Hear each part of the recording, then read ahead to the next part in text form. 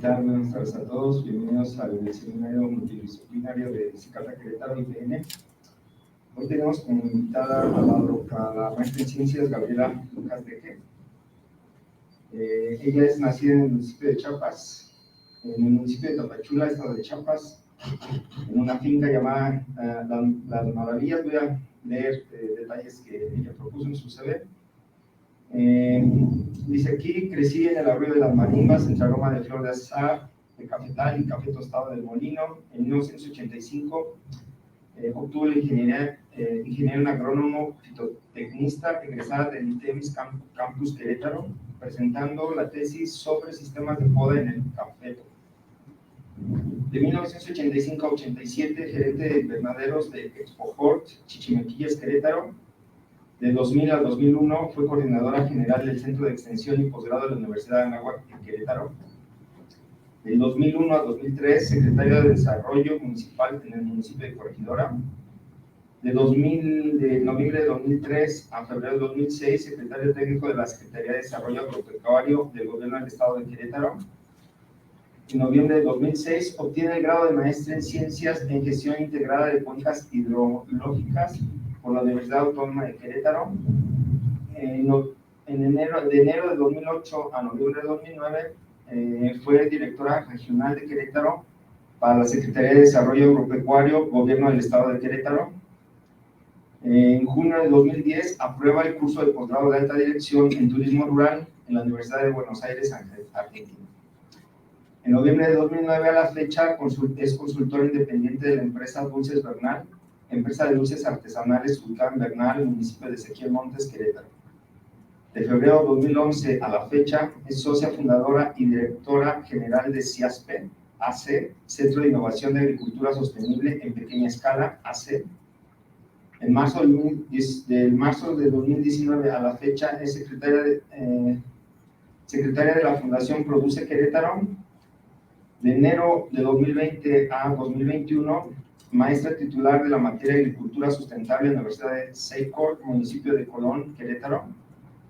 Y en 2001 fue reconocida por el Instituto Interamericano de Cooperación para la Agricultura, ALMA, de la Ruralidad, un reconocimiento para quienes cumplen un doble papel irreemplazable: ser garantes de la seguridad alimentaria y nutricional y al mismo tiempo guardianes de la biodiversidad del planeta a través de la producción en cualquier circunstancia. El reconocimiento, además, tiene la función de destacar la capacidad de impulsar ejemplos positivos para las zonas rurales de la región, dijo el director general de INCA. Es una cita textual. 2021 a la fecha, asesora en proyectos especiales para el Grupo Ecológico Sierra Gorda. De junio a octubre del 2022, tutora del Diplomado Desarrollo Sostenible, Herramientas Didácticas para la Acción Climática, impartido por el Tecnológico de Monterrey. Y en octubre de 2022, miembro de la Comisión Permanente del Consejo de Participación Ciudadana y presidente del Consejo Temático de Desarrollo Agropecuario. Pues le damos la bienvenida a la maestra en ciencias Gabriela. Adelante, por favor. Buenas tardes a todos.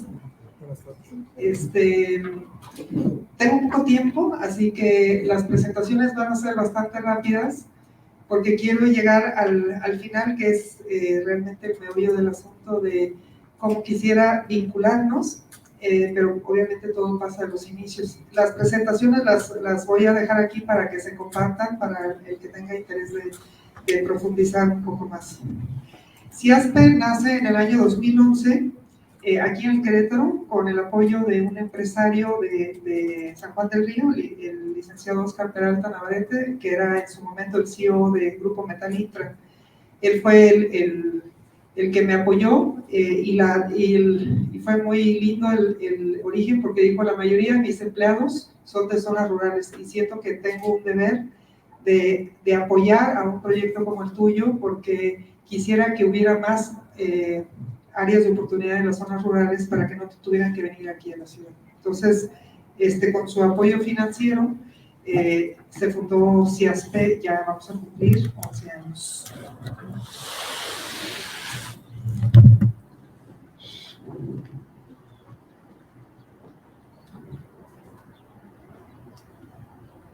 ¿No hay flechitas de derecha?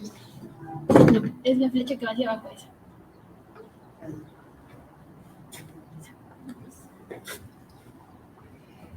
No me entretengo con misión. Nuestro principal objetivo es enseñar a cómo sí lograr algo en las comunidades rurales. Siento que en todo el país y podría decir que también en América Latina traemos muy metido el cómo no, ¿no? Cuando nosotros planteamos proyectos en las comunidades rurales, generalmente luego empieza, no, señorito, pues no, es que a mí no me han dado apoyo, es que yo estoy lejos de aquí, es que yo no tengo carro, fíjense que mi suelo está muy duro, etcétera, etcétera, hasta pretextos como, no, señorito, aquí hay muchas hormigas. Entonces, aquí está mi bichonito, pero tiene que ver con poner realmente ejemplos. Estoy convencida de que necesitamos enseñar para poder convencer.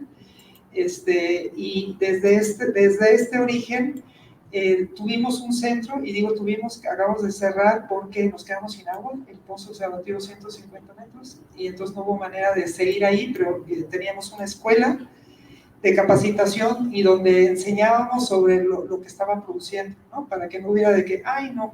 Y todo lo hicimos sin uso de tecnologías o energía incluso, para que no hubiera pretexto de, uy, no, es que nosotros no tenemos luz. Uy, no, es que no tenemos bomba para la presión, ¿no? Entonces, hicimos todo de tal manera desarrollado de que cualquiera lo podría hacer, ¿no? Niños, personas de la tercera edad. Obviamente estamos súper comprometidas con los objetivos del desarrollo sostenible. Creo que esto es sí o sí. Nuestros valores, la integridad, amabilidad, espíritu de trabajo, civilidad, y me gustaría añadir uno más que es la belleza.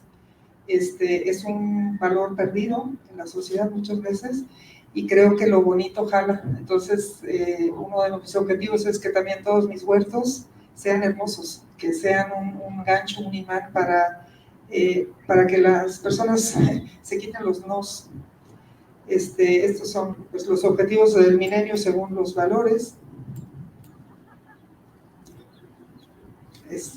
Cada uno, como les digo, esto me lo voy a saltar porque quiero ir a lo... hemos tenido la oportunidad de ganar un concurso que fue casi al año de haber sido fundados. Hay un fondo de cooperación México-Chile, y tuvimos la gran fortuna de ganar este proyecto, y fue el primer proyecto agrícola que apoyó un fondo de apoyo de estas relaciones internacionales. Trabajamos en Chile con una organización que se llama FOSIS, y FOSIS es lo equivalente aquí a como a Cedesol, y fue una experiencia increíble. Hay lazos que hasta la fecha, o sea, seguimos en contacto con ahora ministros que fueron en su momento técnicos, y fue también una experiencia muy linda en el sentido de que tienen exactamente los mismos problemas que nosotros, ¿no? Estuvimos 15 días manejando de noche, bueno, nos llevaron en un autobús, pero recorrimos todo Chile. En el día damos capacitaciones y en la noche nos llevan en los autobuses a la siguiente, o sea, desde el desierto de arriba de Atacama, y con unos escenarios que hoy diría, ya casi 10 años después, diría, vamos corriendo para allá, porque tiene una situación del agua mucho más dramática que en muchos lados de nosotros, ¿no? Si no incluimos a Chihuahua, por ejemplo.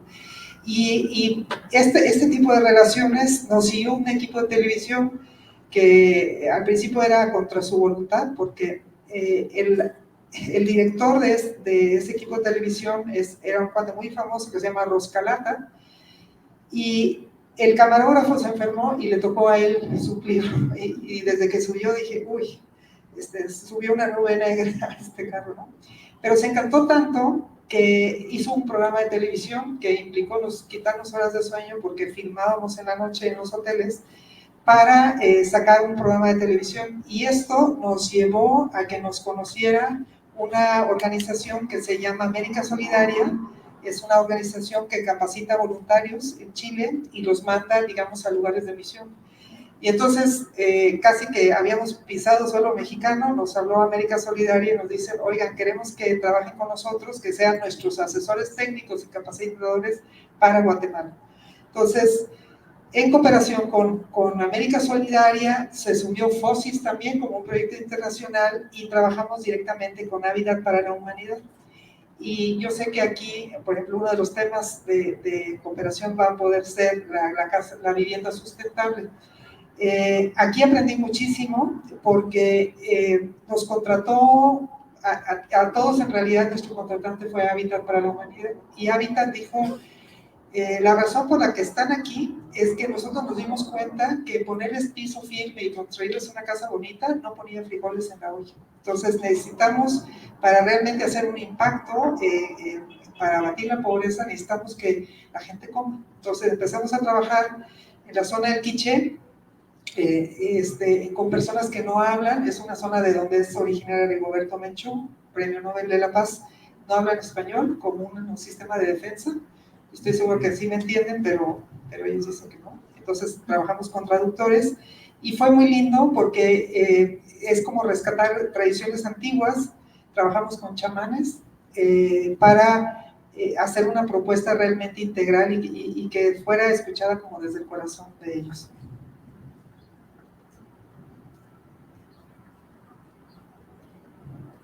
Son las famosas diosidencias.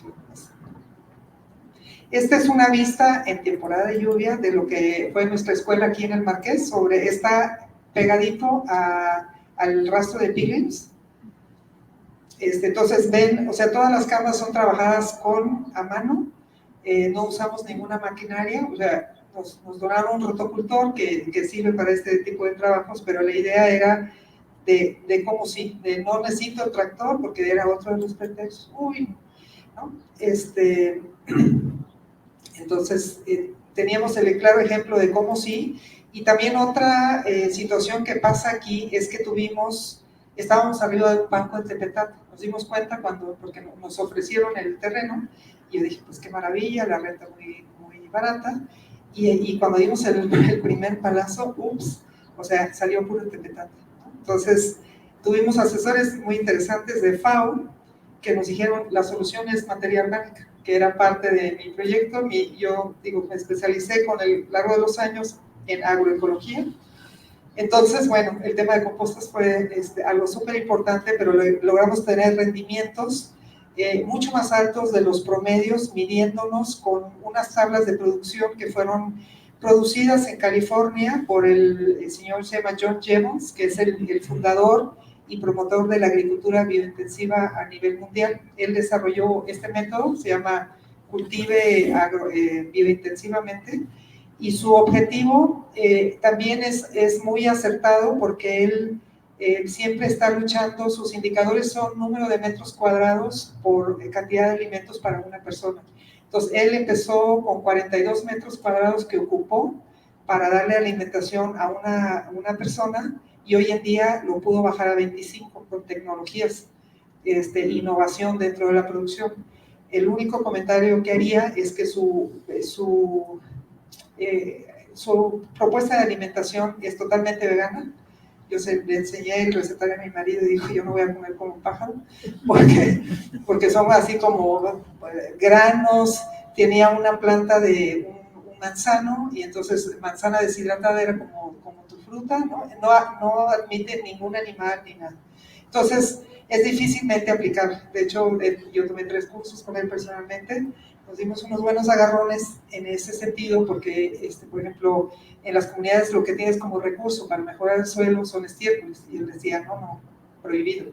Entonces le dije, bueno, trabajo en estas zonas y no tenemos, por ejemplo, el 70% de su superficie, que es una de sus premisas, tiene que estar producidas con cultivos de carbono, o sea, con cereales y todo para producir la composta.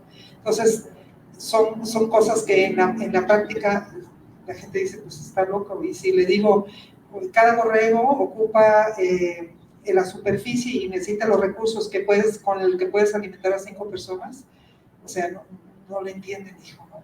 Porque los borregos, los guajolotes y demás son como las pequeñas alcancías con 4 patas o 2 patas que tienen en las comunidades, ¿no? Déjame revisar esta acá. Tenemos convenios de colaboración con muchos estantes. Antes de la pandemia, en el 2019, tuvimos más de 5,000 personas que fueron capacitadas en nuestro centro. Por ejemplo, en la foto de arriba, en esta de aquí, estamos trabajando en Guatemala. Tuvimos el apoyo de americanos a través de la embajada, y muy curioso porque ellos nos enseñaron el earthing, el caminar descalzos y cómo conectarte y sentir la vibra. Y pues con muchísimas escuelas en todo México. Luego aprendimos muchas cosas, entre ellas, y sonaría así como hasta bobo, las señoras en las comunidades están súper ocupadas, ¿no? Todos los programas de gobierno estaban enfocados, a mí me tocó desde la Secretaría de Desarrollo Agropecuario, el programa de huertos familiares, y a mí generalmente me gusta ir cuando ya nadie va, ¿no? Y entonces 6 meses después, 4 meses después, regresaba yo a huertos, según yo, espectaculares, y me encontraba eso desolado. Y cuando les preguntaba, bueno, ¿y por qué no? Entonces, generalmente la respuesta de las mujeres dice, hijo, me duele la cintura, es que es muchísimo trabajo, ¿no? Me encantó, tengo un esposo diabético, nos encantó comer las lechugas, de hecho, la foto de las lechugas es de ella, pero no es viable. Entonces, diseñamos esto, este modelo circular y alzado, viene de África, se llama en inglés Keyhole Garden, nosotros lo tradujimos como círculos de vida. Después hablaré de esto con detalle, pero por ejemplo tiene el compostero en medio. Aquí en México no logramos eso porque no había los materiales. En África lo hacen como con lianas, entonces era como natural y digamos los jugos de la composta se compartían porque eran mucho más alto, pero aquí con las lluvias que tenemos de repente torrenciales y que se ha agudizado, pues no logramos hacer eso. Abajo son fotos de nuestro salón de clases. Teníamos también una granja de producción de conejo como la opción de anexar proteína a la dieta. Y por ejemplo, con este modelo, nosotros fuimos agencia de desarrollo del programa PESA, instalamos de estos 500 en el municipio de Querétaro, y fue un hitazo porque las mujeres ya no se tenían que agachar. O sea, fue un modelo de innovación que hizo toda la diferencia en la aceptación de una ecotecnia con las mujeres. Estos son algunos ejemplos de las vinculaciones con los grandes que hemos tenido.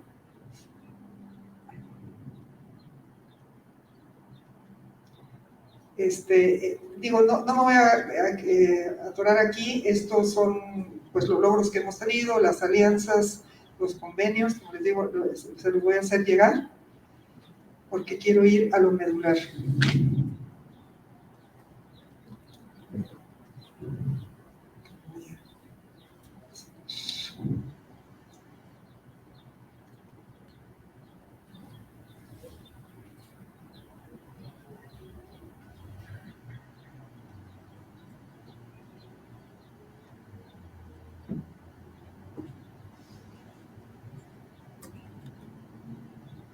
Bueno, esta es como el primer hueso duro de roer. Hoy en día, a casi 13 años de haber sido fundado y la experiencia en tantos, bueno, en los países y en diferentes circunstancias, puedo resumir esto, ¿no? Esto para mí lo vi en un artículo y realmente es de mucho impacto. O sea, el uso y costumbres del agua determinan la salud y la esperanza de vida de una población. Y tristemente, hablando ahorita de México, tenemos usos y costumbres como que si estuviéramos, no sé, viviendo en Tabasco al lado de un río Grijalva, ¿no? No tenemos costumbres de ahorro de agua, o de reuso de agua, mucho menos de captación de agua. O sea, ustedes viven aquí, lo pueden percibir, ¿no? O sea, tenemos jardines regados con manguera, carros lavados con chorros.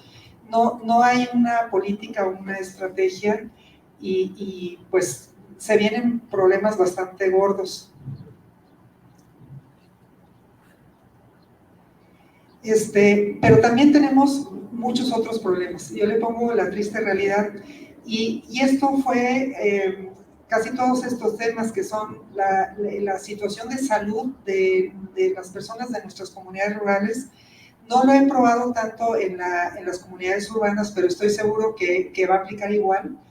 Pero como al año y medio que tuvimos un grupo de mujeres que eran más o menos 50, y entonces de casualidad se me ocurrió preguntarles, oigan, a ver, levanten la mano, ¿quién de ustedes en su familia cercana tienen a alguien con este tipo de problemas, ¿no? O sea, alguien con obesidad, con hipertensión, con gastritis y colitis o cáncer. Y para mi gran sorpresa, más de la mitad levantó la mano, ¿no? Y mamás jóvenes. Entonces, esta pregunta la hago recurrentemente, y es un drama que también pasa como en la sociedad desapercibido, ¿no? A lo mejor pudiéramos aplicar esa encuesta aquí con ustedes, ¿no? Y yo creo que nos aplicaría casi lo mismo. Todas las ITIs que vienen por malos hábitos alimentarios, ¿no? Entonces, si yo decía, pues vamos a ir a comunidades rurales, les voy a enseñar a producir alimentos, y me di cuenta que al final las gallinas comían mejor que ellos, porque no sabían qué hacer con la verdura, no le veían el sentido. ¿Y por qué tengo que comer ahora tantas cosas verdes? Ni que fuera vaca, me decía un señor. Entonces le digo, no, pues la fibra, tal.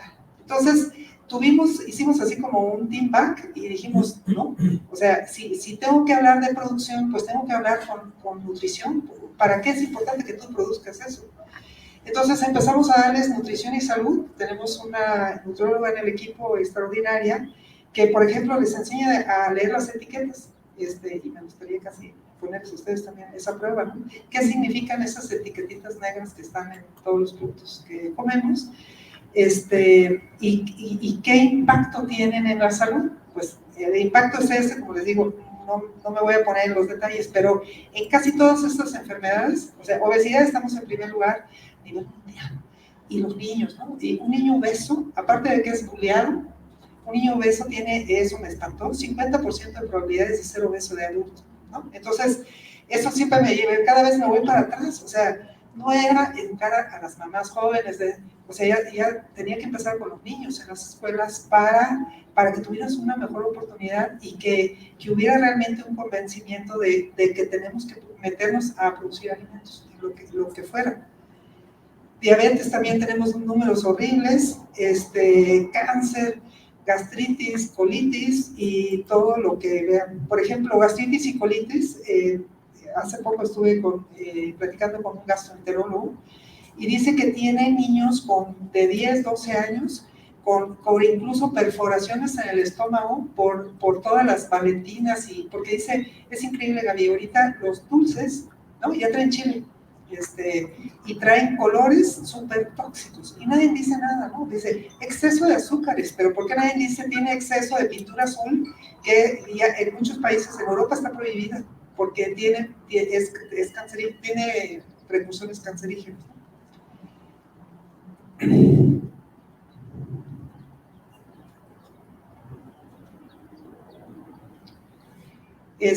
Y en general tenemos un drama, o sea, todo el drama de nutrición y salud, que están enfermos, que en vez de a lo mejor de tener energía y pilas para decir, ok, vamos a poner un huerto, vamos a involucrarnos con las ecotecnias, están cansados, están inflamados, tienen hinchadas las piernas, y es una parte como física de las personas. Pero luego tenemos el famoso cambio climático, que también, pues ahorita mismo lo estamos sintiendo todos, ¿no?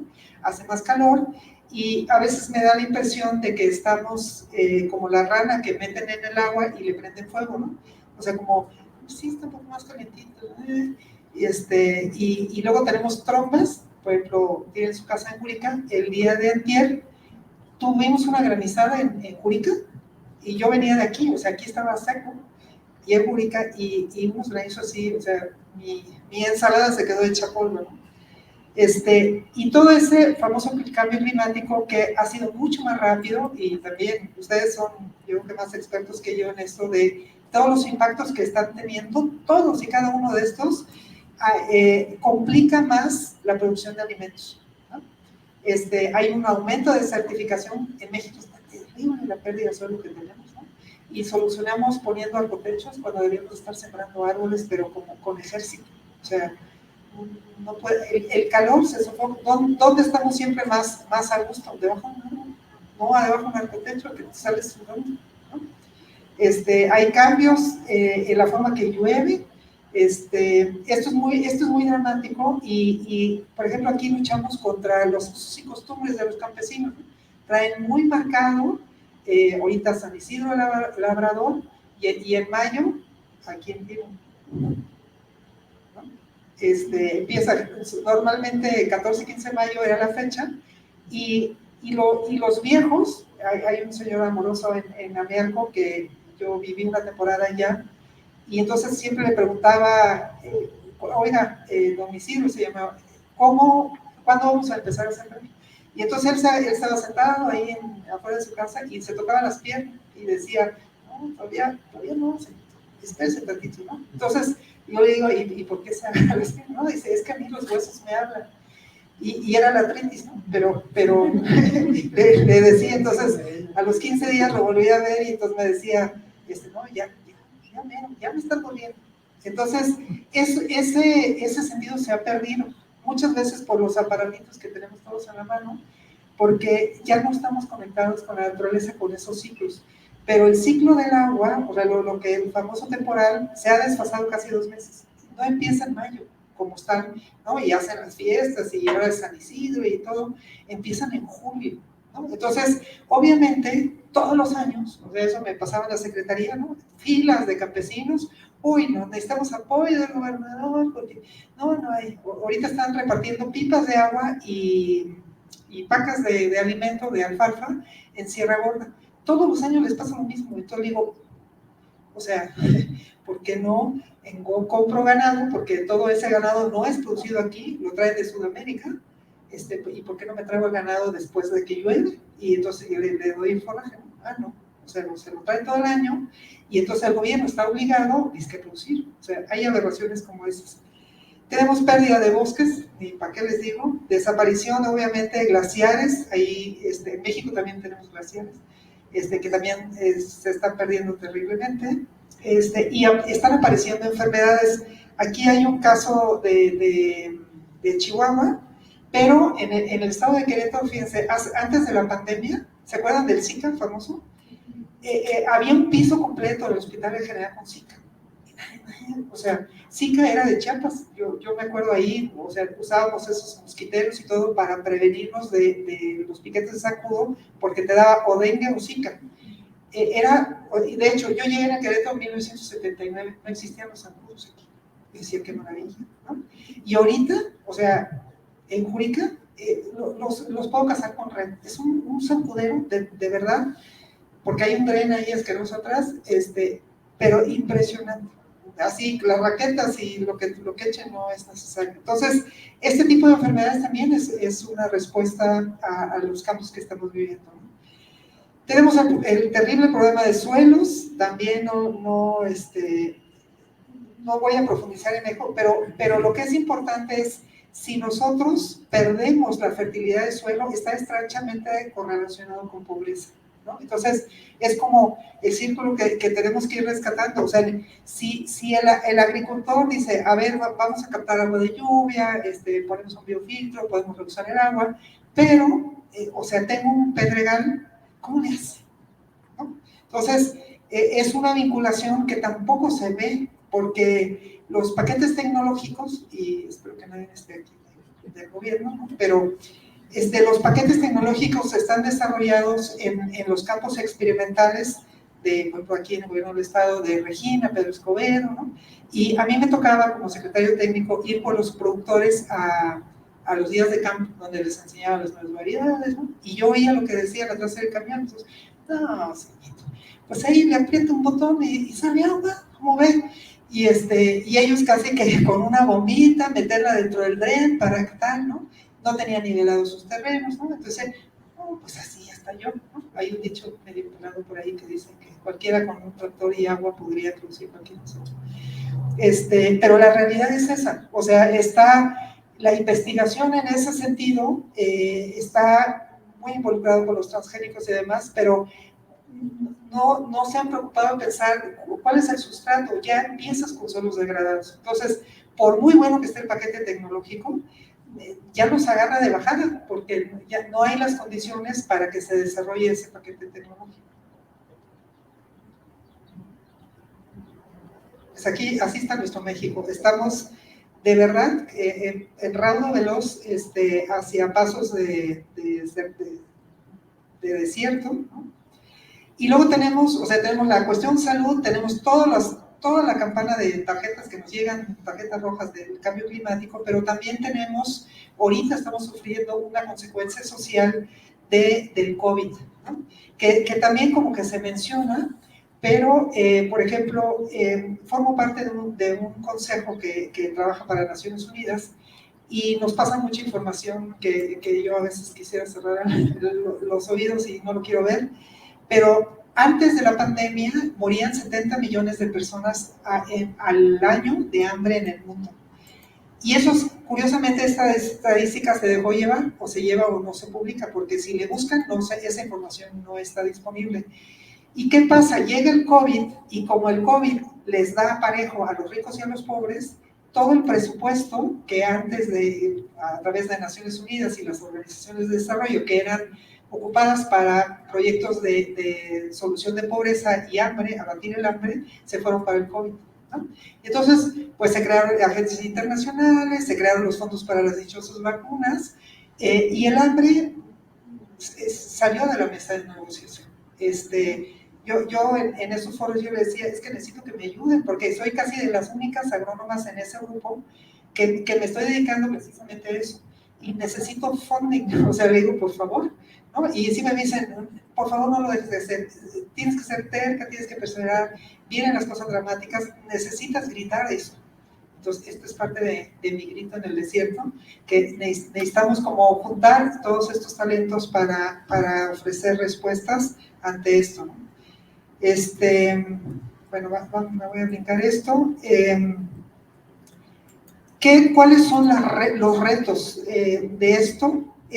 Necesitamos eficientar todas las ecotecnias y sistemas de captación de agua de lluvia, sí o sí, pero también tiene que estar ligada a sistemas de reforestación en las comunidades, porque no se está tomando en serio. O sea, vean el CONAFOR, que ya no existe, pero si nosotros lográramos aumentar la capa de sombreado en las mismas comunidades y luego irnos hacia todos los límites de los terrenos y demás en las épocas de lluvia, es un trabajo titánico, porque pareciera que, ay, sí, nosotros reforestamos y te regalan unos arbolitos de este tamaño que tienen 0 probabilidades de sobrevivencia, ¿no? Entonces, necesitamos desarrollar cómo si pudiéramos reforestar. Yo siempre me gusta poner retos así como muy concretos. Digo, cada familia 5 árboles. Asegúrate que 5 árboles se siembran en tu alrededor.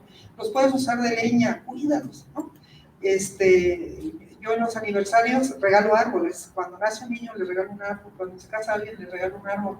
Y es muy bonito cuando regresas o sea, yo tengo 3 hijos varones ya adultos, y entonces ahora llevan a las novias al árbol, ¿no? Antes los llevaba él, mira, ese es el árbol, y son árboles gigantes, ¿no? Entonces necesitamos volver a crear esos gigantes que nos ayudan a llamar al agua. De otra manera no hay. O sea, ahorita casi que tendríamos que poner lonas sobre los desiertos para captar el poco agua, pero los que hablan el agua son los árboles, ¿no? Entonces, es reforestar, es desarrollo de ecotecnias para no usar agua. Ahorita vamos a entrar en ese detalle de los baños secos composteros. Tenemos que reusar el agua con biofiltros. También yo los he estado usando 13 años personalmente, entonces ahorita les voy a compartir como qué cosas tenemos que hacer ahí. Luego tenemos que también repensar la producción de alimentos en situaciones de crisis de agua. No es de que, porque los paquetes siguen, ¿no? Ay, pon tu huerto y de 10 semillas. Y de esas, por ejemplo, lechuga, la descartaban de ya. Con este sol, yo cultivo en la casa, si no riegas 3 veces al día la lechuga, se está muriendo, ¿no? Entonces, ¿qué podríamos probar para que usen poca agua y que sean resistentes a estos calores? Y hay unas propuestas que les tengo, ¿no? Y algo que nos unió mucho aquí con Adrián, yo también, esto me lo enseñaron en la FAO. Fíjense, la FAO hizo una investigación para probar el éxito de los huertos familiares, porque fue una campaña lanzada a nivel mundial. Y para mi gran sorpresa, esto fue hace 5 años, me dijeron, no, fue un fracaso. Y yo, ¿cómo? O sea, mi proyecto era huertos, ¿no? Dijo, no, hicimos una investigación en 90 países y los huertos fue un fracaso.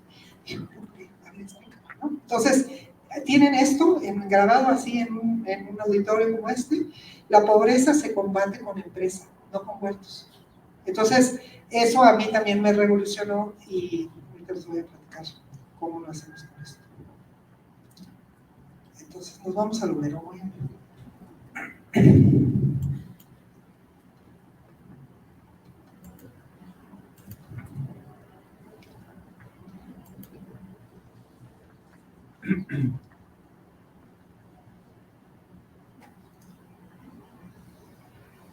¿Alguna pregunta hasta aquí?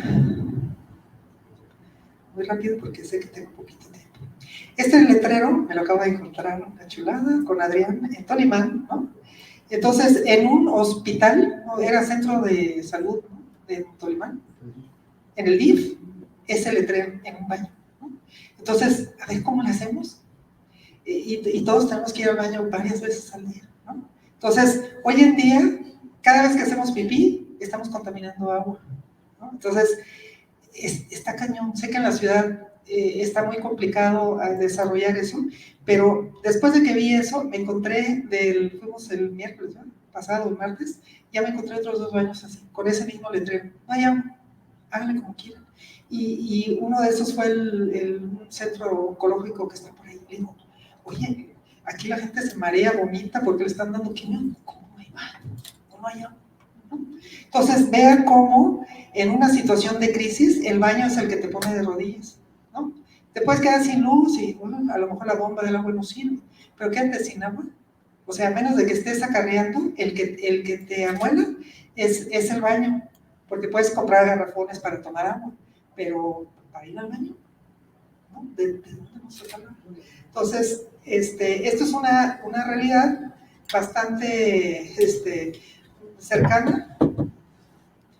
Entonces, empezamos, les voy a hablar ya en concreto a todos los que están aquí de desarrollo e innovación, de materiales y de construcción. El baño seco compostero tuvo la moda. ¿Y qué es lo que requiere un baño seco compostero? Que funcione. Y nadie se ha dado la tarea de dar capacitación de cómo funciona un baño seco. Les ponen el baño seco y párenle de contar. Pero últimamente, o sea, como trabajé muchos años en gobierno, me tocaba hacer las campañas, ¿no? Y entonces me decían los candidatos: mira, Gaby, es un chorro eso que te traes de los baños secos. Todos quieren baño de jalar, ¿no? Y entonces le digo, ¿te das cuenta de lo que te estás metiendo? ¿Por qué? Dije, ¿qué implica que les pongas baño? Alcantarillado. Y después del alcantarillado, ¿a dónde va a vertir esos tubos de aguas negras? Y se quedan así, no, pues plantas de tratamiento. Ajá. Entonces, me he dedicado a la tarea porque me consultó una empresa y estuve viendo eso, de cómo está la situación de las plantas de tratamiento de los municipios. Miren, me dieron ganas de irme a vivir a Marte. Es un cochinero, porque el encargado de la planta de tratamiento es el primero que le cortan el cuello porque está en el año de Hidalgo, nadie se va a dar cuenta, ¿no? Y luego entra la nueva administración y hasta que se dan cuenta de que la población ya les llega, oigan, está desbordándose la planta de tratamiento, ay, oigan, pero no hay nadie ahí, ¿no? Es que nadie le ha pagado. Entonces lo contratan y así nos vamos de brincos. Y la realidad, por ejemplo, a lo mejor los voy a balconear, pero por ejemplo, en Pinal de Amoles, si han ido ahí, dices, pueblo turístico, pueblo mágico, ¿no? Atrás de la presidencia municipal, así se los pongo.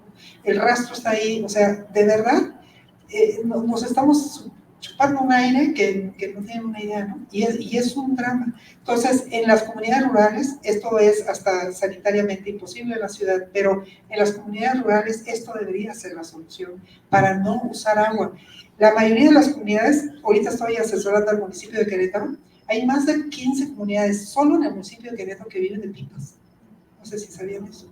Entonces, o sea, el costo que tiene cuando dices, oye, ¿por qué no haces un programa de capacitación para establecer baños secos que funcionen? ¿Y de qué depende de funcionen? Primero la belleza, como les digo, a mí ese ingrediente, me gusta que las cosas están lindas. Y de meterte un baño de esos que ponen en las bodas o en las construcciones, a meterte en uno, esta es una de mis primeras alumnas, se llama Sofía, está en Chitequé de Garabato, tiene un baño de lujo, bueno, su esposo es albañil y eso ayuda a que esté muy perfeccionado, las escaleras están muy lindas, ¿no? Pero tiene que ser un lugar digno, ahí arquitectos, diseñadores, necesitamos cómo lo podemos hacer digno y cómo podemos hacerlo para acceso a personas con discapacidad, por ejemplo. Luego tiene un gran error. El baño que ven del lado izquierdo, con las dos puertitas de detrás, este es el baño que promueve Semarnat e Indesol. Y ven las puertas de servicio, todos ustedes saben cómo funciona un baño seco, empezando por ahí. Miren, baño seco generalmente son dos cabinas abajo y están calculadas para las excretas, sobre todo de Indesol, para las excretas de una familia de 5 de un año. O sea, hay una volumetría, cada uno de nosotros hace X gramos al día, entonces se hizo ahí el cálculo, y entonces son estas dos como cisternas que están en la parte de abajo, ¿no? Entonces empiezas usando y arriba lo que es el baño en sí, tú vas a ver dos hoyos, entonces en uno pones el baño y se empieza a usar ese baño. Y cuando se llena ese primer compartimiento, dura generalmente un año, está calculado para eso, cambias la taza, tapas este hoyo, cambias la taza y empiezas a llenar el siguiente. Y durante el año que lleno el segundo, el primero se compostea. Entonces, cuando se me llena, abro la puertita de atrás y saco toda esa composta y la puedo usar para fertilizar mis campos. Ese es el manejo, y así te vas cambiando los baños con las compuestas, ¿no? Pero algún diseñador de escritorio, porque, perdón, no puede ser otra cosa, diseñó estas puertitas. Entonces, en Ciastra nos llegaron a visitar, de Conafor y todo. Ay, el baño seco, qué bueno que usted tiene uno. Entonces le dije, oigan, es que les quiero enseñar algo que va a hacer que su baño tenga un éxito, porque ha sido un fracaso su baño. ¿Cómo? Me dice eso, señor.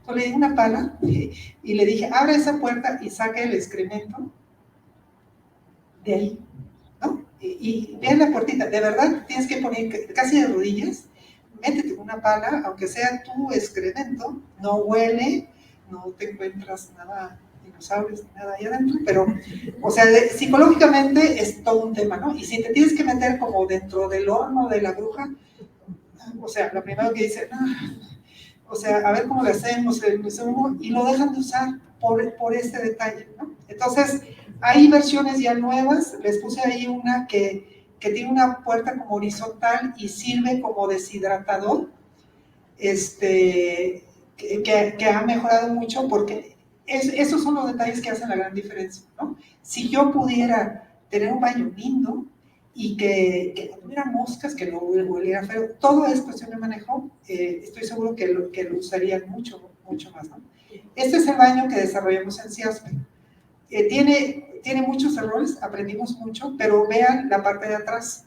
En vez de tener esos cajoncitos, estas compuertas, que son estas de aquí, la puedo abrir totalmente. Cuando la caja se llena, abrimos totalmente la puerta y incluso con un asadón sacas todo perfectamente. Incluso tiene una pequeña ventana, porque parte del mantenimiento es quitar el cerrito.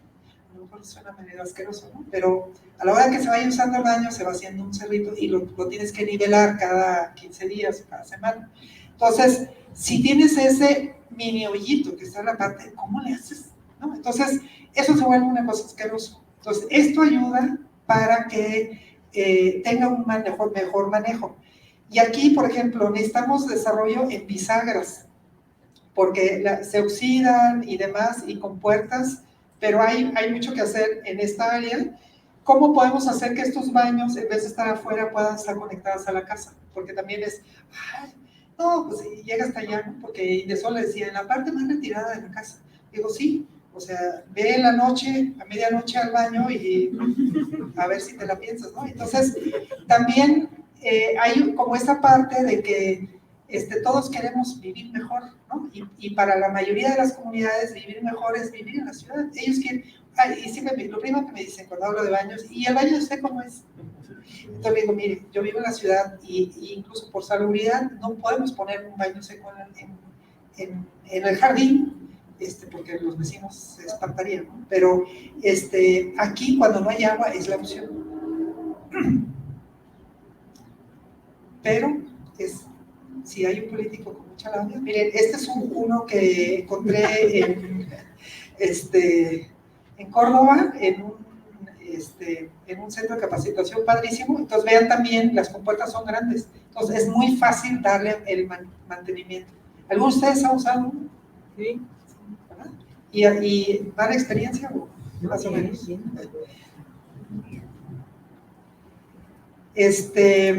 Luego, otro problema a resolver, o oportunidad de innovación, es en las opciones del manejo. Hay muchos, aquí son de las que más se utilizan en los manuales que hay alrededor del mundo, sobre todo en América Latina. ¿Qué le echamos una vez que se vierte la excreta? ¿Qué material usamos para lograr una composta? Entonces, yo no uso cal ni uso ceniza porque deshidratan, y lo que yo quiero es que se forme una composta con microorganismos. Pero no es fácil conseguir materiales, por ejemplo, paja triturada, o en otro ponían carbón molido junto con la tierra para que absorba los olores. O sea, aquí hay otra área de oportunidad que necesitamos ver con qué sustrato pudiéramos lograr un buen olor, buen manejo, cero moscas y demás, pero que también tuviera una calidad la composta, porque esto iría directamente a la producción de granos básicos, por ejemplo, o la producción de frutales o árboles en las comunidades.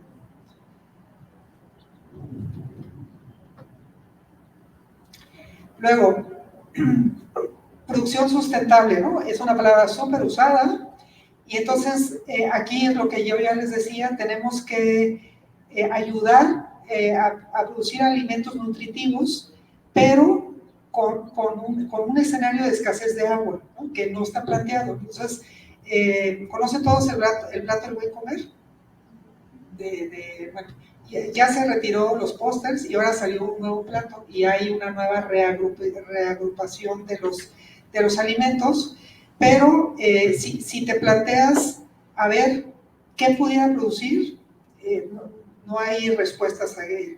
Yo aquí pongo unas cosas que según la investigación que he hecho es lo que está funcionando, como muy aguantadores de estrés hídrico: nopal, ejote, acelga, pero como parte de la alimentación mexicana, jitomate, cilantro, chile serrano y cebolla cambray.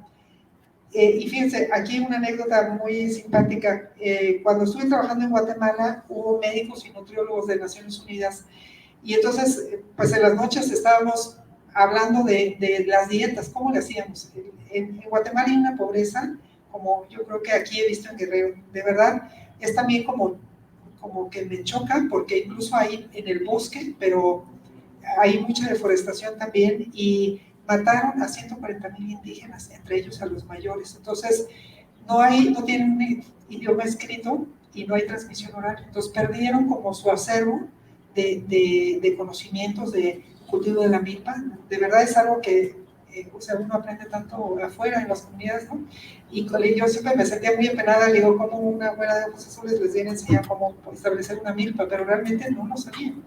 Entonces, nos decían los nutriólogos, si el mexicano comiera una tortilla de maíz criollo, de preferencia azul o rojo, mejorado con un poco de amaranto, es el único, así como decía, que aumentara la proteína vegetal, con frijol negro o rojo y una salsa de pico de gallo, fuera la mejor nutrición a nivel mundial, ¿no?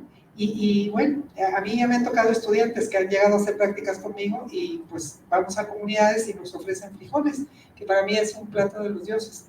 Y me dicen, yo no como frijoles, es de blancos, de verdad. No les digo de qué universidad. Entonces, necesitamos como rescatar la cuestión de eso que es importante, la salsa. Todo el mundo, nosotros quisiéramos tener salsa fresca, ¿no? Y la usas para el arroz, la usas para el espagueti. Luego, el tema de reuso del agua, importantísimo. Si tenemos muy poca agua, necesitamos exprimir y darle 3 vueltas a cada gota que tengamos. Entonces, Los biofiltros, también hay un área de oportunidad. Este es uno de los más bonitos y este tiene 12 años. Los puedo llevar, podemos hacer un día de campo a Chitequé Chitequé de Garabato, en Amealco, donde les puedo enseñar esto funcionando, que es el proyecto que hicimos con Chile, ¿no? Por ejemplo, ¿qué retos hay en el biofiltro? Necesitamos mejorar el diseño, y sobre todo, por ejemplo, el primer programa, ¿cómo quitamos las grasas? El asunto de las grasas en el lavado, a lo mejor muchos hombres no han lavado trastes, ¿no? Pero el reto principal es cortar la grasa, ¿no? Entonces, les estamos educando a usar jabones biodegradables para que no se maten las plantas que están dentro del biofiltro. Pero ¿cómo resolvemos lo de las grasas antes? Trampas de grasa, eso es una melcocha terrible. Entonces, entiendo a las mujeres que al rato dicen, pues así le echo el agua, señorita. Entonces, bacterias, los tipos de plantas que podemos usar ahí, utilización de jabones biodegradables. Luego, reforestación, ya se los decía anteriormente, y le puse la palabra efectiva, porque me tocó reforestación aquí en el Cerro del Cimatario por el ejército, cuando yo estaba en gobierno. Entonces, llegó un general, voy a decir su nombre, general Eddy, y traía 1,500 soldados y unos árboles de esta tamaño. Entonces le digo, general, esos árboles están muy chiquitos, no van a sobrevivir. Señorita, tengo órdenes de sembrar 10,000 árboles y 10,000 árboles se siembran. Lo demás no es mi problema. Entonces, creo que tenemos esa mentalidad, ¿no? Porque desde palomitas, sembré tantos árboles, oye, ¿y cuántos sobrevivieron? ¿No? Pero deberíamos hacerlo, o sea, creo que tenemos que empezar a hacer acciones personales. Cada uno de nosotros debería de adoptar un jardín y decir, o sea, no puede haber peladeros. Necesitamos que cubrir el suelo y poner espacios de llamadores de árboles. En la maestría conocí a un cubano que desarrolló un método para rehabilitar manantiales perdidos, por ejemplo, ¿no? Existe tecnología y tiene mucho de pueblos ancestrales. ¿Por qué no se grita a los cuatro vientos? En las comunidades, o sea, Amealco ni se diga, todo el mundo habla, sí, por ejemplo, siempre me pregunto, ¿y por qué se inició ese pueblo? Generalmente es porque aquí había un manantial, ¿no? ¿Y dónde está el manantial? Uy, sí, hace mucho que ya no está. ¿Y por qué no está? Pues quién sabe, ¿no? Y así, ¿qué pasa cuando nosotros vamos al baño aquí y jalamos? ¿A dónde se va el agua? Estoy seguro que nadie de ustedes sabe, ¿no? Y entonces no pasa nada, porque no lo veo, ¿no? Pero nos está cayendo encima, ¿no? Entonces, pues ya todos saben eso, ¿no? Un árbol enfría, absorbe 290 litros de agua, filtra 28 kilos de carbón del aire. Hay muchos métodos que estoy probando. Vivo cerca de un ejido, entonces ahí estoy haciendo una plantación subversiva. Entonces hay bastantes métodos ya. Por ejemplo, esta es la que más me ha convencido y podría tener gran beneficio. Sé que es mucha utilización de plástico, pero pudiera ser un gran sistema. Se llama sistemas de condensación, lo inventaron los alemanes. Y funcionan maravillosamente. De hecho, ya lo estoy usando yo estoy desarrollando investigación para cultivo en contenedores, y en vez de poner los jarros de barro, que ya ni se consigue, es carísimo, estoy usando este sistema como fertirriego dentro de las macetas, y funciona súper bien. Entonces, podría ser una manera de que garanticemos, ¿no? Producción bioclimática. Tenemos, ya les platiqué todos los dramas, no solo de la cuestión de aprender a alimentarnos mejor, y tenemos que producir más en una menor cantidad de espacio con un menor uso de agua. Y una de las soluciones es cultivar en contenedores. Se usa mucho menos agua que si siembro en suelo, ¿no? A menos de que hagan como tipo contenedores en el suelo, que también lo pueden hacer. Y ahorita estoy tomando un curso virtual de una tecnología de los indios Hopi en Arizona, No sé si alguno de ustedes han tenido algún contacto con esa cultura que a mí me ha fascinado, porque ellos desarrollaron incluso un maíz que está como amacoyá, que parece como de los maíces antiguos, y es muy chiquito, entonces utiliza poca agua, y ellos viven dentro de cuevas, pero arriba de la montaña hicieron canalitos, que no sé cuántos cientos de años tardaron eso, y toda la roca, con canalitos, ¿alguno de ustedes ha ido al Templo de la Cruz a ver el sistema de agua que tienen? Que es, digo, ese fue Arizona el que lo inventó, ¿no? Muy padre. Pero captan toda el agua y producen alimentos. Tenían hasta 15,000 personas viviendo. Ahora sí que decir porque no, que decís que no, o sea, porque garantizaron su producción de agua. Entonces, podemos usar, o sea, ahorita hay todo el tema de reuso de materiales y está funcionando, pero necesitamos meterle más investigación. Y ya casi para terminar, pues, ¿cuáles cultivos? Estos son los que van ganando en mi lista. Yo siembro cada semana con un sentido de siempre tener un poquito de todos, porque esa es otra metodología que creo que no funcionó en los programas de huertos, que el indicador era que sembraran todo el huerto, o sea, los 5 metros cuadrados o 6 metros cuadrados. Entonces le viene toda la cosecha y los conejos y las gallinas, si tienen, son las que mejor comen, porque no saben qué hacer con tanto, ¿no? Pero si cada semana siembras lo que consumes, por ejemplo, si yo consumo 2 lechugas o 3 a la semana, yo siembro 5, porque siempre me gusta regalar a la vecina, o llegan mis nueras, que todas son muy naturistas y comen puras ensaladas, ¿no? Entonces, siembro 5 lechugas cada semana, entonces siempre tengo de diferentes tamaños. Puedo usar hojas, ¿no? Y serán acelga, es mucho más resistente que la espinaca con estos soles, o sea, a lo mejor la espinaca noviembre, diciembre me sale bonita, y las otras espiga porque reacciona al calor, ¿no? Nopal es mi campeón. Necesitamos desarrollar cómo hacer, sueño con hacer un recetario con esto, ¿no? Tenemos que ser biodiversos. Betabel lo puedo sacar también muy fácilmente a comparación de la zanahoria que batalla terrible por el calor.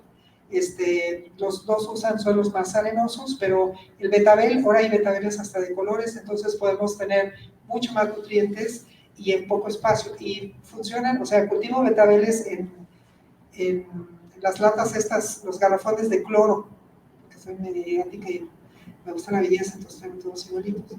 Y entonces puedo cultivar 5 betabeles en uno de cloro sin problemas, ¿no? Entonces vas como administrando y dices, pues, ¿qué me falta, no? Los chiles son, sí o sí, nos da mucha vitamina C, el jitomate, pues ni se diga, necesitamos también su color. La cebolla son antibióticos y, por ejemplo, el cilantro, una de sus grandes cualidades es que saca metales pesados de nuestro sistema. Necesitaríamos comer esto de cilantro, de verdad. Entonces, estos van ganando, pero quisiera investigación de fondo de, ¿podemos aumentar la lista o la tenemos que reducir en términos de agua, ¿no? Y de propuestas adaptadas también a nuestra sociedad, que le pudieran cambiar. Entonces, bueno, termino con esto. Necesito que los nutriólogos definan qué dieta se puede lograr en una colaboración estrecha de agrónomos para ver qué se puede cultivar, ¿no? Porque me pueden decir, por ejemplo, llegó un investigador que decía la quinta maravilla es el rábano negro, ¿no? Y bueno, producimos rábano negro y nadie lo quiso comprar porque está muy picante. Necesitamos un manual de alimentación en estos productos. Miren, hay un rezago terrible, un hoyo terrible en nuestro sistema de educación. Lo que antes era el plato de comer, que era muy intensivo en los comedores, eso todo desapareció. Entonces, hay una ignorancia terrible y como consecuencia, pues las enfermedades que ya vimos anteriormente. Necesitamos desarrollo de huertos demostrativos que reflejen rendimientos. Sueño con cultivar eso, quitar el peladero y volverlo un vergel con una tienda, pudiéramos tener al público, porque necesitamos enseñar a la gente que sí se puede. Sueño con tener un espacio donde pudiéramos tener puro en macetas o contenedores, que pueda ser la opción. No tienes terreno donde en la ciudad, siempre arriba del techo. Tienes un balconcito, lo puedes sembrar así. Necesitamos enseñarle, no existe, no hay competencia, ¿no? Tenemos que desarrollar ecotecnias para el cultivo de contenedores, que implica como estos mini sistemas de riego o por goteo. ¿Cómo logramos sustratos adecuados? Ese es otro gran tema en la ciudad. ¿Dónde compro, no? La tierra de hoja no es opción, no almacena agua. Necesitamos agregarle arena, necesitamos agregarle fibra de coco para que sea un mejor sustrato. No se vayan con la finta, porque además depredan los bosques, ¿no? Y finalmente, pues desarrollar un manual de producción con objetivos de producción probado para las comunidades y al final, para regresar al tema de combatir la pobreza con empresa, la cereza del pastel sería que con este tipo de herramientas, porque las necesitamos implementar para tener éxito, podamos desarrollar pequeñas empresas en las comunidades. Les urge, ¿no? Ahorita que viajamos a Tolimán, Tolimán es un buen ejemplo, está muy cerca de aquí, de estos retos los tienen ahí, ¿no? No necesitamos irnos a África a ver, estudiar dónde, lo tenemos aquí cerca. No tienen agua, están deforestados, no hay financiamientos. Entonces, ¿cómo empiezan? ¿Cómo empiezan? ¿Dónde está la cola del ratón? Y esa está en la, ¿no? Muchas gracias.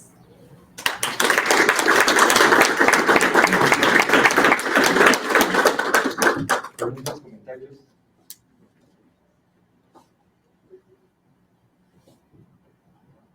¿Qué tal? Buenas tardes. Muchísimas gracias por la plática. Siempre emociona ver estas iniciativas porque pues muchas veces lo que hace falta es decidirse, ¿no? Y a veces uno en su propia casa, pues sí, podríamos hacer mucho. Siempre el pretexto es el tiempo. No me queda porque tengo que estudiar, tengo que trabajar, pero la realidad es que sí, o sea, sí, si nos definimos, sí se podría. Entonces, pues sí, mucho está en cada quien. Sin embargo, yo creo que efectivamente, por razones múltiples, el gobierno pues se hace de la vista gorda. O sea, realmente no sé si no quiere o no le interesa o no le conviene también económicamente, ¿no? Definitivamente, si en muchos lugares rurales ya no hay agua, es porque las ciudades se han chupado esa agua. O sea, aquí en Querétaro contaminamos el río Querétaro, el de Avenida Universidad, hace 2 siglos. Se construye el acueducto y entonces nos traemos el agua de la cañada. Secamos los manantiales de la cañada. Entonces, ahora, ¿de dónde lo traemos? Pues vamos de más lejos, ¿no? Y hace unas 2 décadas se hizo el acueducto 2. Ya no nos alcanzó el acueducto 2. Entonces, ahora nos queremos traer el agua de Zimapán. Y es un pleito ahí que traen, ¿verdad? Ya hasta fue Lupita Murguía ahí a negociar con los de el gobernador y las personas de el municipio de Zimapán y todo eso. Ya no quieren soltar el agua en Hidalgo, porque ustedes también ya están teniendo los mismos problemas. Entonces, yo creo que sí, o sea, debería de haber también una iniciativa gubernamental en donde se debe poner, no sé, o sea, un poquito más de cartas en el asunto. Uno ve ya todos los cerros llenos de casas. Y está bien, pues todo el mundo necesita una casa. El problema es que la gran mayoría son conjuntitos cerrados, con su parque, todas las casas tienen pasto enfrente, pasto atrás, pasto. O sea, algo que aquí ni debería de haber. O sea, el pasto es, claro, o sea, el pasto necesita mucha agua, viene de Cuernavaca, de Chiapas, de no sé dónde, o sea, lugares donde abunda el agua. Y aquí vemos en las tardes gente así con la manguera abierta. Y vemos palmeras, cuando digo las palmeras de la playa. O sea, un montón de incongruencias en donde decimos, bueno, ¿en qué momento el gobierno permite o da permisos que así se construya? O sea, debería de haber una reglamentación. No puedes poner pasto, tienes que poner plantas endémicas. Hay que procurar tener captación de agua en los techos. ¿Y esa agua para qué podría usarse? Tal vez potable no, es complicado que la gente aprendiera a hacer potable el agua. Se puede, pero se complicaría y sería peligroso. Pero, por ejemplo, para eso, ¿no? O sea, los huertitos familiares o qué sé. Y bueno, ya ni hablar de fraccionamientos de lujo con campos de golf y albercas y todo eso, ¿no? Entonces, sí, yo creo que está de uno puede tener sus plantitas, su huertito y qué padre. Pero la verdad es que se desilusiona uno mucho cuando ve que no hay una política una política gubernamental para reglamentar. Necesitamos hacerla. El uso de agua, claro, o sea, y esa es la cosa, o sea, estamos muy dormidos, ¿no? Así como no tenemos tiempo para poner el huertito, pues qué me va a importar lo que haga con el agua, ¿no? Aquí en Querétaro. Pero es un hecho, ya estamos cerca de Del final, ¿no? Así es. No, por eso digo que es suma. Para mí uno de los valores personales es la congruencia, ¿no? Entre lo que pienso y lo que hago, y lo que hablo y lo que hago.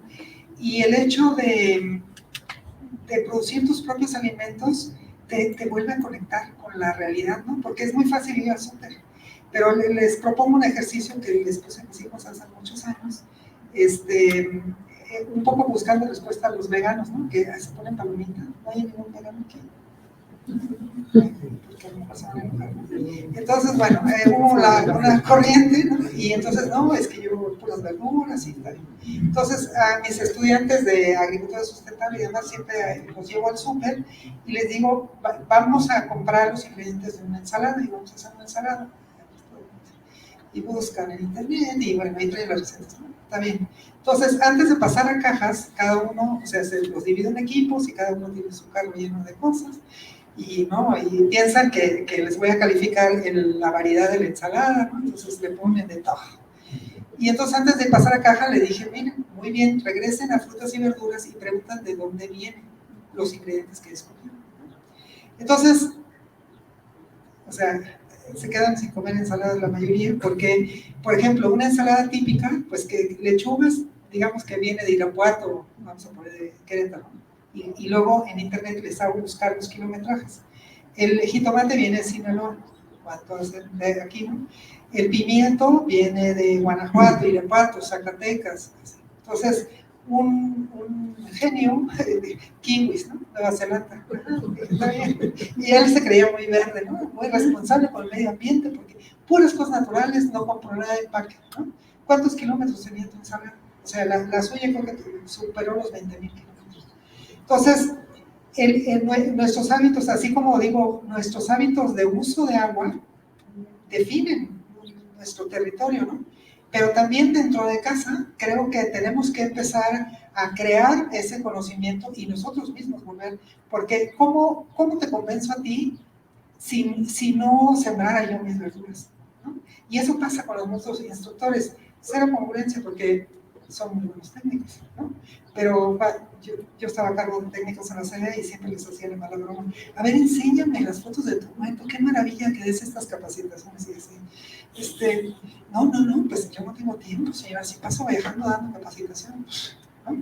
Entonces, creo que una de las primeras bases es realmente hacer conciencia de que nosotros estamos en este escenario que les planteo, ¿no? No es algo, porque muchos lo vimos así, como desde afuerita, decir, sí, tenemos el cambio climático. A ver, así en conciencia, bueno, no levanto la mano, pero así les dejo la pregunta en el corazón. ¿Quiénes realmente están haciendo estrategias de ahorro de agua, pero serias? De poner yo es una sugerencia que hago en mis clases, agarra tu recibo, marca los metros cúbicos que consumes y haz toda una estrategia con tu familia para bajar los metros cúbicos conseguidos. Y luego con la energía eléctrica. O sea, pongámonos pilas, ¿no? Entonces, creo que de estos centros de investigación y Dios mediante de esta alianza, necesitamos crear este nuevo estado de conciencia, de conectarnos que tiene que ver con nosotros y nosotros tenemos la solución también, ¿no? No podemos seguir así. Muchas gracias por tu presentación, como siempre el comentario de Pedro, muy acertado, y con lo que acabas de decir, creo que tenemos que poner las pilas nosotros sin necesidad de que necesariamente el gobierno lo haga. Sin embargo, creo que también vale la pena mencionar que en las convocatorias que hay, al menos que yo he visto dirigidas a estos temas, tampoco es que seamos muy duchos en preparar esas proyectos, esas propuestas de proyecto como para que se apoyen, ¿no? Creo que es un proceso de aprendizaje también por nuestra parte como investigadores para poder dirigir, digamos, nuestros caminos hacia donde deben de estar. Por eso digo que es muy importante tener un centro demostrativo, empezando para nosotros mismos, ¿no? O sea, de convencer a nosotros que sí se puede, ¿no? Porque sí, la experiencia de cuando sembrar, yo siempre digo, enamórate de un jitomate, cuida un jitomate, o sea, en vez de un perro que tienes que cuidar, cuida un jitomate, ¿no? Y entonces, y les regalo semillas de jitomate cherry, y órale, ¿no? Y entonces, bueno, pasan todas las tragedias que hay del mundo, te dice, está cañón, ¿no? Claro. Y entonces, y luego vas al mercado y regateas. Pero entonces aquí pasa algo interesante, ¿no? Y quiero invitar a todos a reflexionar y a sumarse al esfuerzo. Yo siento que también mi experiencia como investigador me permite afirmar que estos encuentros que estamos teniendo con organizaciones como la tuya, pues son muy raros, ¿no? Cada quien está en su rollo. Los agricultores están en la agricultura, los tecnólogos estamos en la tecnología y no nos platicamos y pues muchas veces el resultado es este. No hay ecotecnologías, no hay centros demostrativos, no hay respuesta de la gente hacia estas necesidades, porque todos estamos en nuestro carril paralelo, ¿no? Yendo hacia el mismo problema, cada quien por su lado. Este esfuerzo que estamos haciendo ahorita con el CIASPE y el Ministerio Internacional, de crear precisamente un espacio donde se puedan desarrollar y podamos participar activamente en la medida de nuestras posibilidades, porque creo que sí las tenemos, para desarrollar ecotecnologías tanto para la ciudad como para las zonas rurales. Aquí mi pregunta es, ¿cómo ha sido o cómo has visto tú la respuesta de los centros de investigación hacia estas actividades y estos proyectos que tú has realizado? ¿Cuánta tecnología o cuánto conocimiento? ¿La neta o...? Sí, claro. Lo correcto. Mira, he tenido visitas de muchísimos. A lo mejor el hecho de incluso de ser mujer, soy una de las... De hecho, cuando estudié la carrera, fui la única mujer en el semestre, y a la semana de que me inscribí en la carrera, me habló el director y me dijo, señorita, ¿ya sabe a dónde se va a cambiar? Y yo, ¿cómo? Si me acabo de inscribir. Y así me dijo, es que esta es una carrera de hombres, les sugiero que se cambie de carrera. Creo que eso influye un poco, pero creo que también un factor es que nadie se quiere ensuciar las manos. Y esto es de callos. Con tu palita, ¿no? Involucra otra vez tu persona, ¿no? No es la computadora y ya, adiós y buenas tardes, ¿no?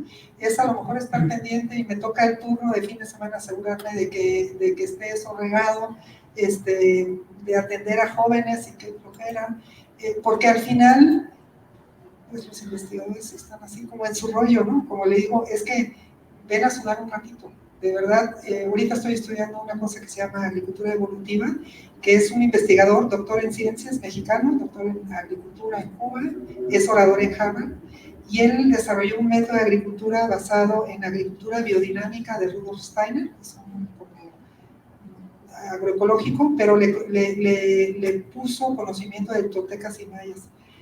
Ya luego creo que voy a tratar de traerlo porque vale la pena escuchar su propuesta. Entonces él dice, nuestra función es rescatar el suelo, conectando el suelo otra vez con las estrellas, porque eso es lo que hicieron nuestros antepasados. Y yo decía, yo con la ingeniería aquí en la cabeza, le decía, pues sí, mucho gusto, ¿no? Por ejemplo, él propone, y yo quisiera que eso fuera aquí, un ojo de agua en el centro del proyecto, porque dicen que así se reflejan las estrellas y tienes que tener ranas que canten. Y yo, o sea, ¿dónde consigo eso, no? Pues las ranas llegaron, nosotros lo pusimos, llegaron pájaros. Fue de verdad algo así, un pequeño milagro, ese ojo de agua. Entonces, para mí son como esos ejemplos de que nos tenemos que volver a involucrar.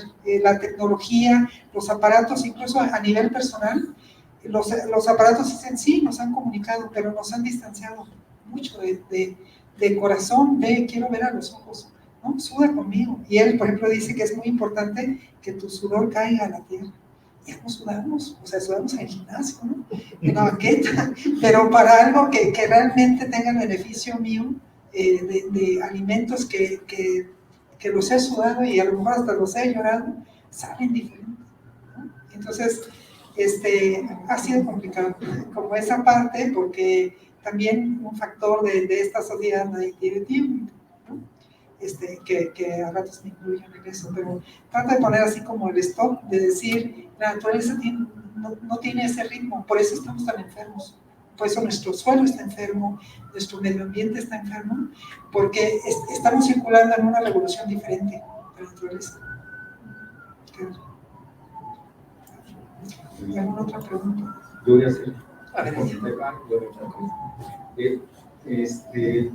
yo creo que este es el futuro. Por ejemplo, en la pandemia, pensé en algún momento que se iban a cortar por la pandemia COVID las cadenas de suministro. Entonces, tú vas a subir la gente pues, con la producción local.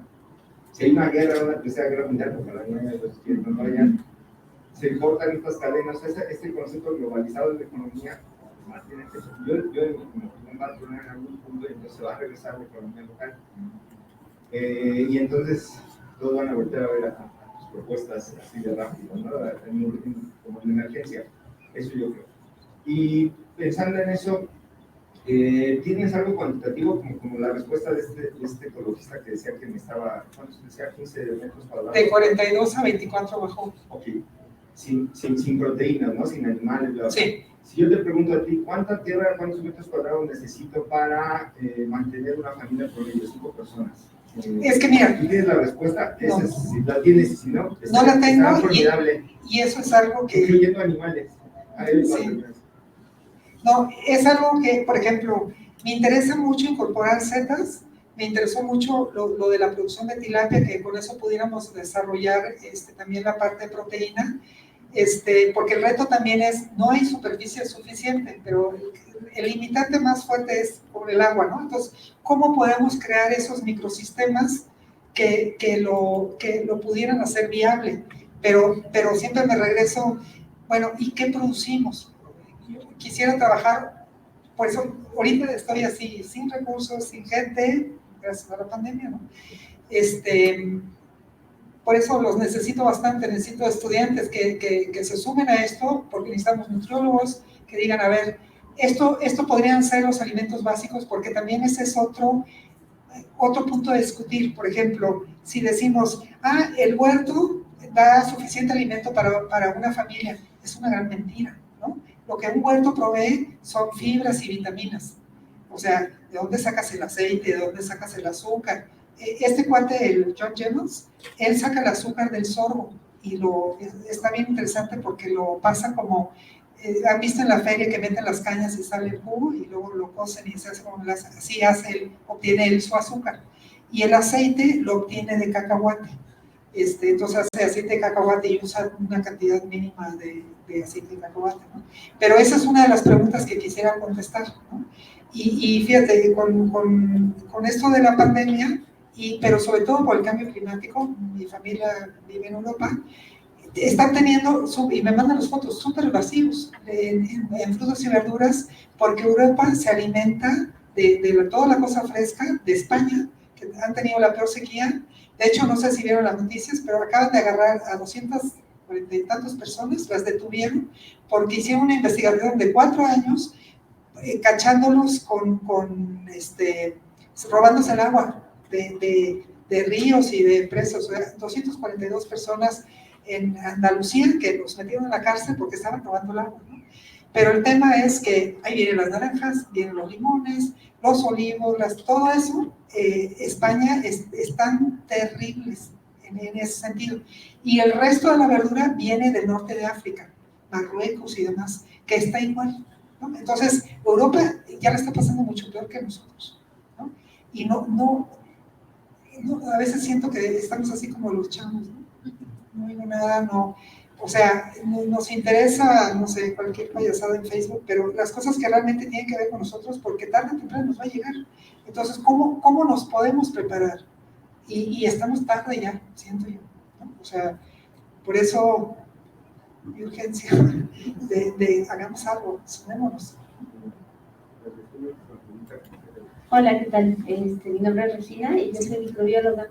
Es algo que siempre me ha llamado muchísimo la atención y me ha encantado no siempre he trabajado con él, es el suelo.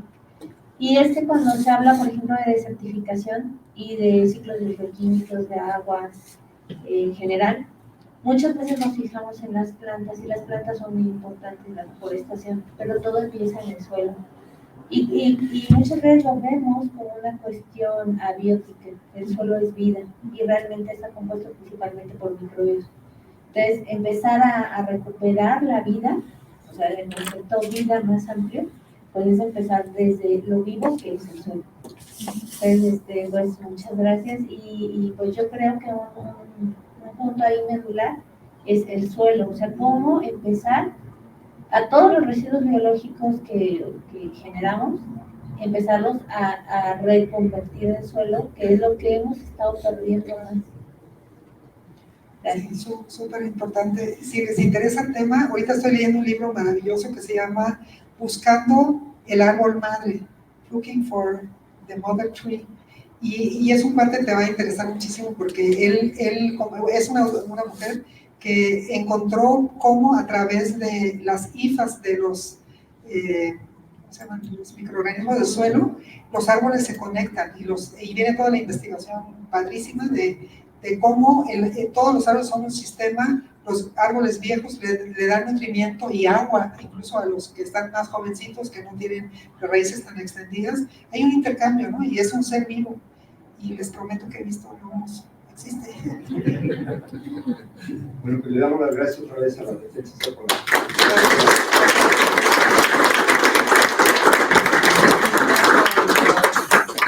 Entregamos su reconocimiento, por favor.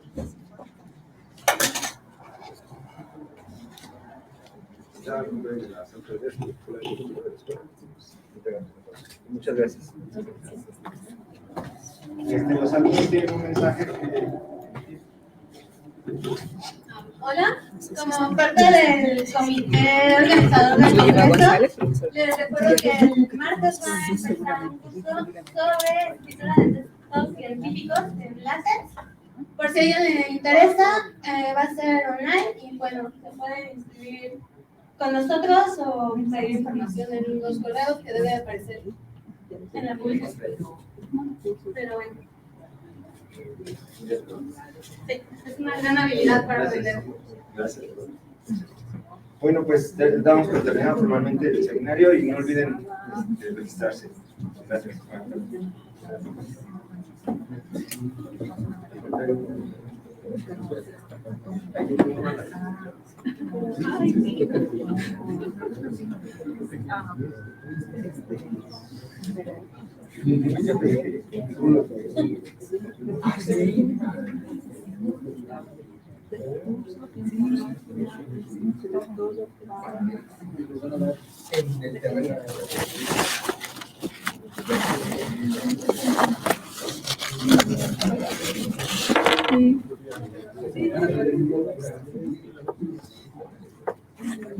Muchas gracias, Gaby. Nos vemos ahí abajo en un ratito.